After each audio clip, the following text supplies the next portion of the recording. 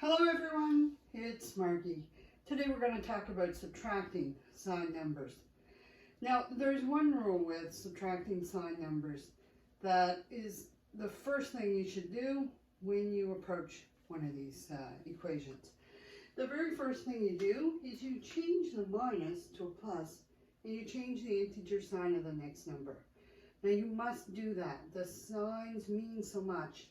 And you'll notice if you look back at my adding integers, you'll see that I never once talked about plusing or minusing. I always talked about the integer signs because really that's where everything lays. The minus and plus just tell you what rule to follow. The pluses, you just look at the integers and go left or right accordingly, or add or subtract accordingly. With the minus in an integer, the minus sign, the math sign in the center, you need the rule that you're following there is to change it to a plus and then change the integer sign of the number next to it. And then treat them as normal. So I have 8 and I owe 6. So, sorry, I have 8 and I owe 2. So I have 6. With this next one, we can see it's minus 5 and minus 3. So again, I approach it. I change the minuses to pluses, and then I look at the integers. I owe 5 and I get 3. So I owe 5 and I get 3, so I owe 2. If you don't change the integer sign, you will wind up with a very different number. So for example, if I hadn't changed this, I would say I owe 5 and then I owe another 3. So I might come up with something like minus 8 or minus 2, depending on how you look at it. Either way, that answer would be incorrect. So you have to change those signs. And I still owe 2. Again, this one, change the sign.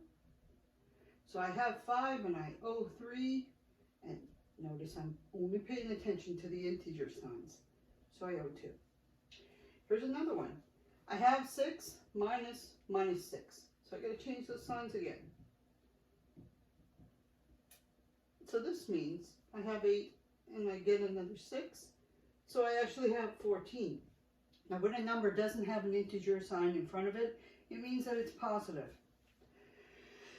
Okay, 2 minus 2. Even without changing that, we know what the answer is going to be. They cancel each other out. They're 0.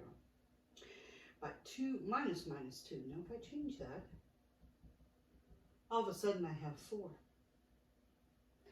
If this was different, if this was a minus 2, minus 2, when I change the integer signs, it becomes a 0. So watching those integer signs, and again, the mathematical operator that's in the center, if you treat it just like a direction, and change the minus to a plus and change the integer sign next to it, and then treat your integers themselves like directions, left and right, you won't go wrong. Okay, my name's Margie, and thanks for joining me.